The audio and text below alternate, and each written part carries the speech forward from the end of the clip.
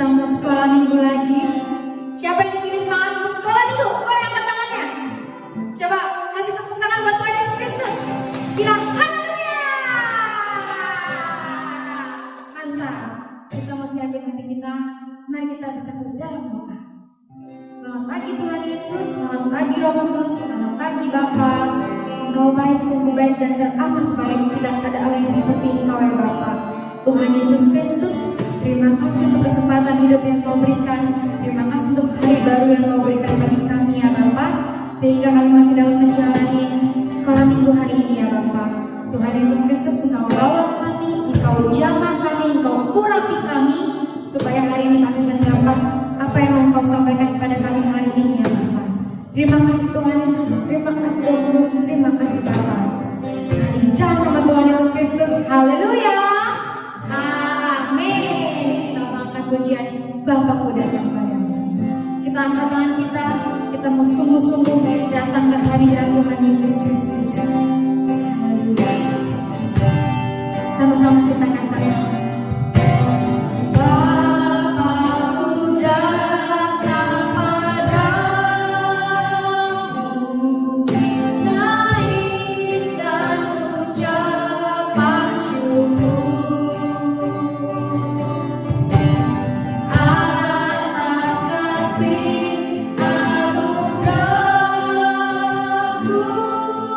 Yang indah setia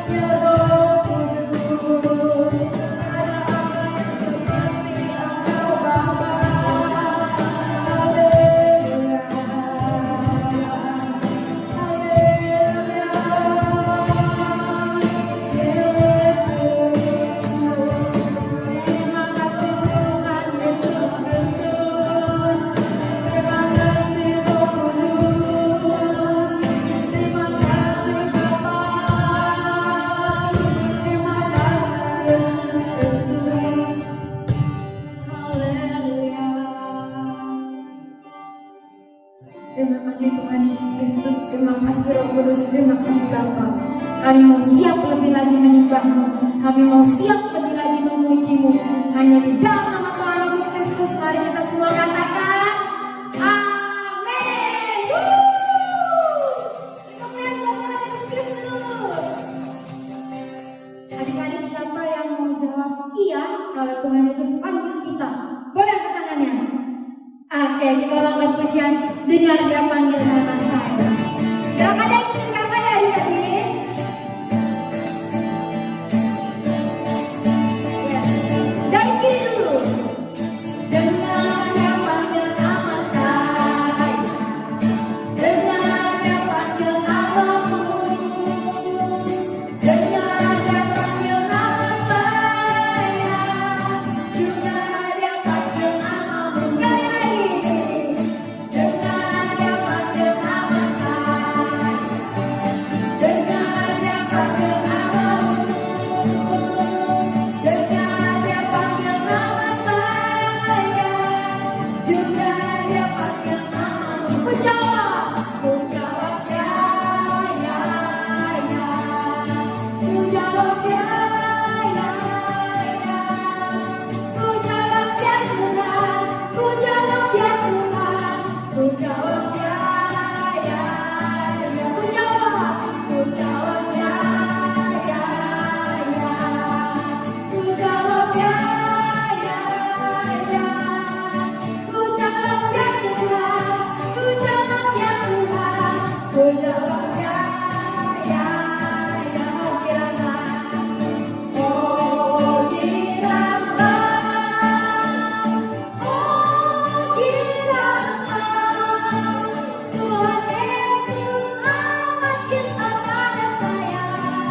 Oh kiranya, oh kiranya, oh kiranya Tuhan Yesus amat cinta pada saya. Oh kiranya, dengar Dia panggil nama saya. Dengar Dia panggil namamu. Dengar Dia panggil nama saya. Juga Dia panggil namamu. Ku jawab ya, ya, ya. Ku jawab ya, ya, ya. Ku jawab ya Tuhan. Ku jawab ya Tuhan. Ku jawab ya, ya, ya. Ku jawab ya, ya, ya. Ku jawab ya, ya, ya. Ku jawab ya Tuhan. Ku jawab ya Tuhan. Ku jawab ya, ya, ya. Oh kiranya, oh kiranya Tuhan Yesus amat cinta pada saya. Oh kiranya, oh kiranya, oh kiranya Tuhan Yesus amat cinta pada saya. Oh kiranya, oh kiranya, oh kiranya. Puji Tuhan. Coba kakak mau tanya, adik-adik, siapa yang setiap hari baca Alkitab? Angkat tangan. Coba lihat kiri kanannya. Dia angkat tangan nggak ya? Coba kalau nggak angkat tangan, ingetin. Ayo dong baca firman tiap hari. Baca firman tiap hari. Baca firman tiap hari. Kita angkat baca. Baca kitab suci. Doa tiap hari. Doa tiap hari. Doa tiap hari. Baca kitab suci. Doa tiap hari. Sekali lagi. Baca kitab suci. Doa tiap hari. Doa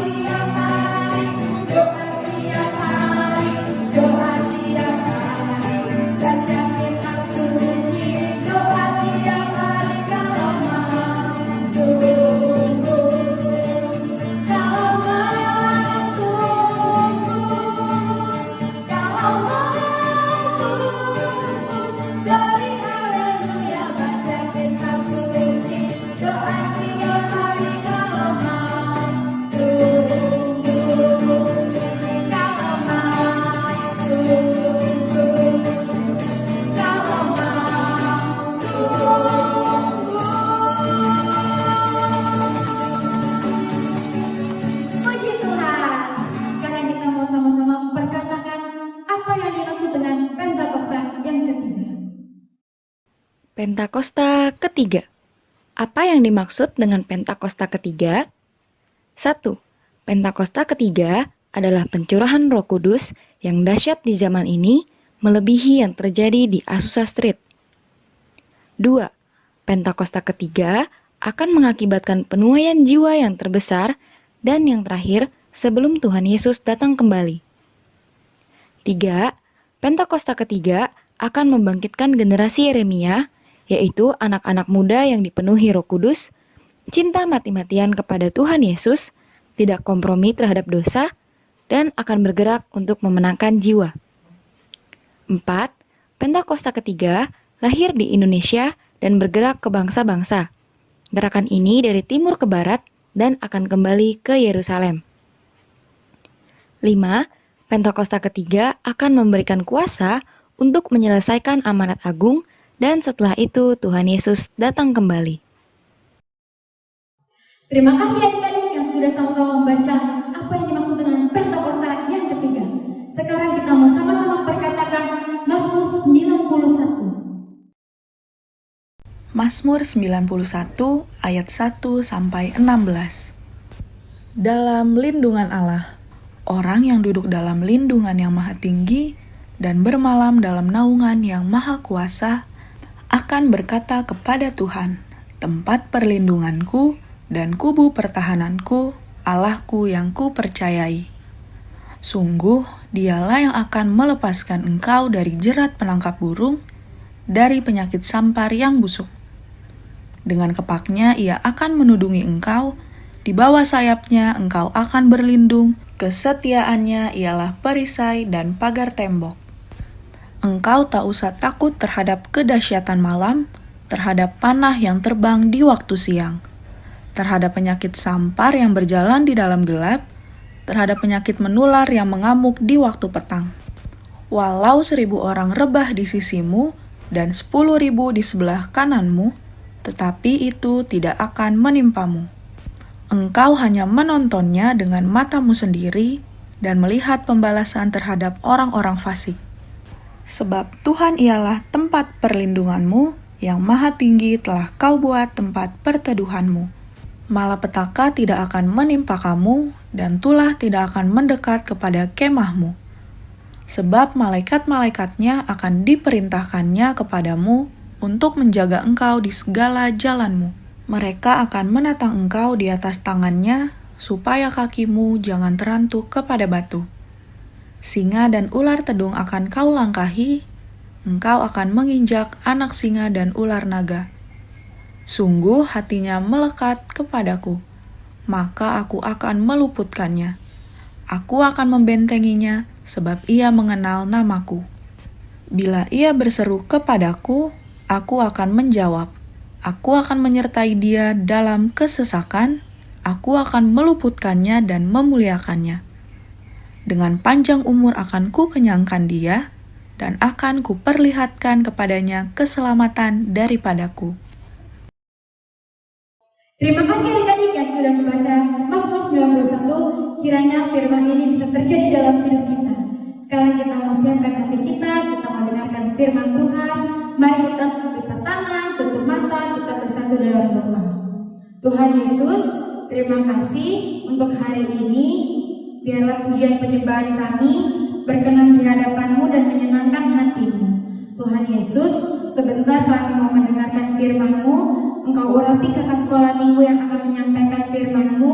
Urapi kami juga ya Bapak, supaya kami mengerti dan kami melakukan firman-Mu dalam kehidupan kami sehari-hari. Terima kasih Tuhan Yesus Kristus. Dalam nama Tuhan Yesus Kristus. Haleluya.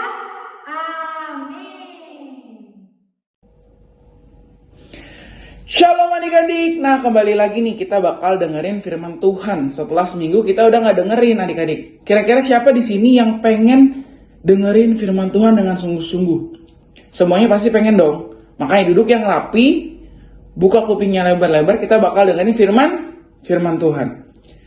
Kisah hari ini diambil dalam Kisah Para Rasul pasalnya yang ke-6 adik-adik.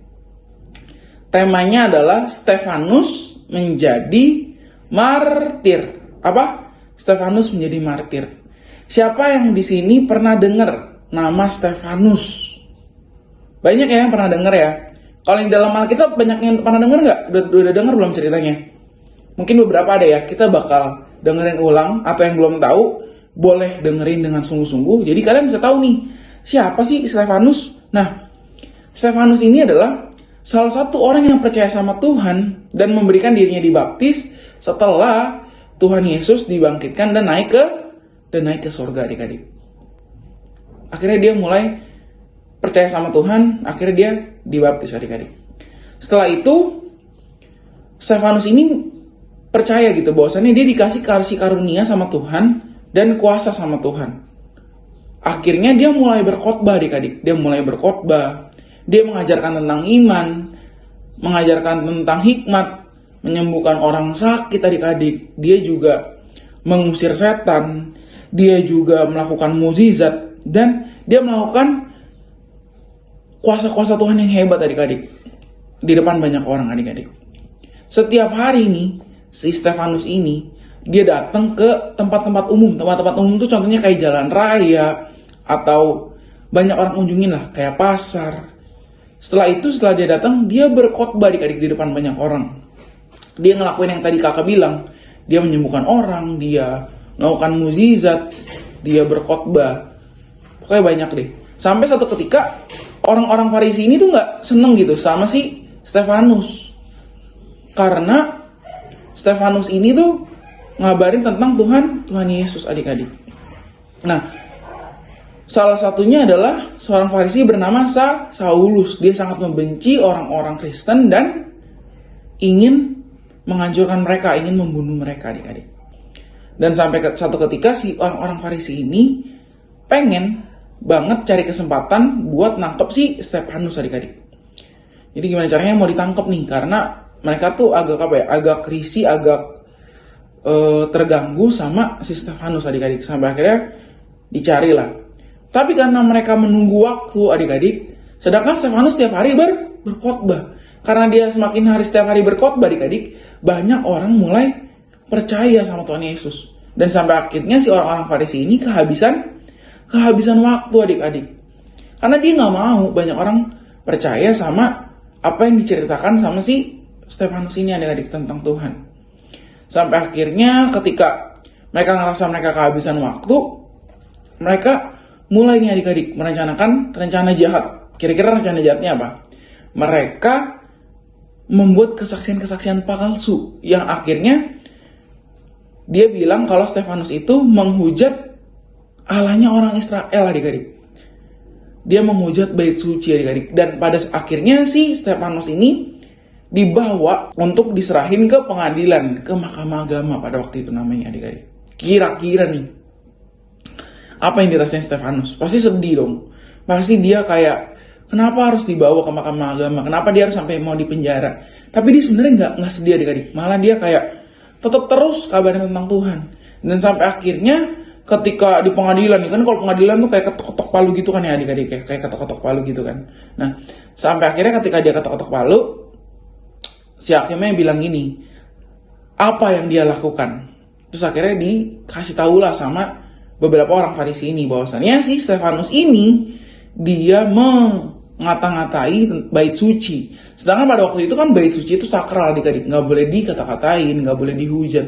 Dan pada waktu itu si orang-orang Farisi ini berdusta, adik-adik, berbohong bahwasannya katanya si Stefanus ini berbicara tentang yang tidak baik mengenai bait suci, adik-adik. Dia dituduh yang tidak benar. Padahal dia ngelakuin nggak kira-kira? Iya, dia nggak ngelakuin, adik-adik.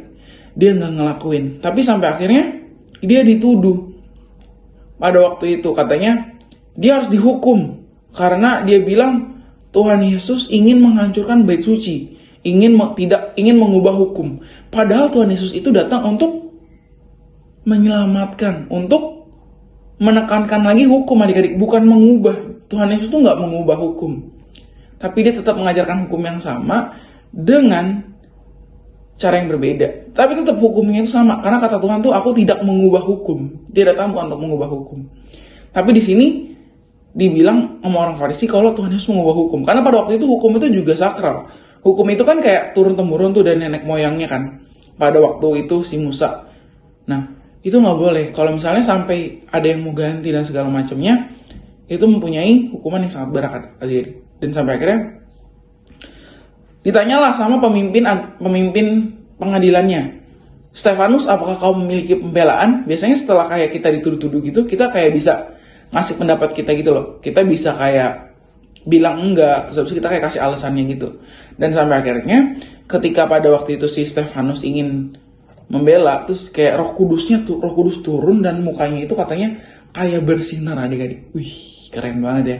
Kayak tiba-tiba mukanya bersinar kayak Tuhan itu ada gitu loh di dalam hatinya dia adik-adik. Dan ketika itu si Stefanus bilang gini, dengarkan aku, kata Stefanus. Akhirnya si Stefanus ini mulai kasih tahu tentang sejarah negara mereka, sejarah bangsa Israel. Terus habis itu kayak kejahatan-kejahatan yang dilakukan. Dan sampai dia ngasih tahu tentang tujuan Tuhan Yesus buat datang. Tujuan Tuhan Yesus datang apa?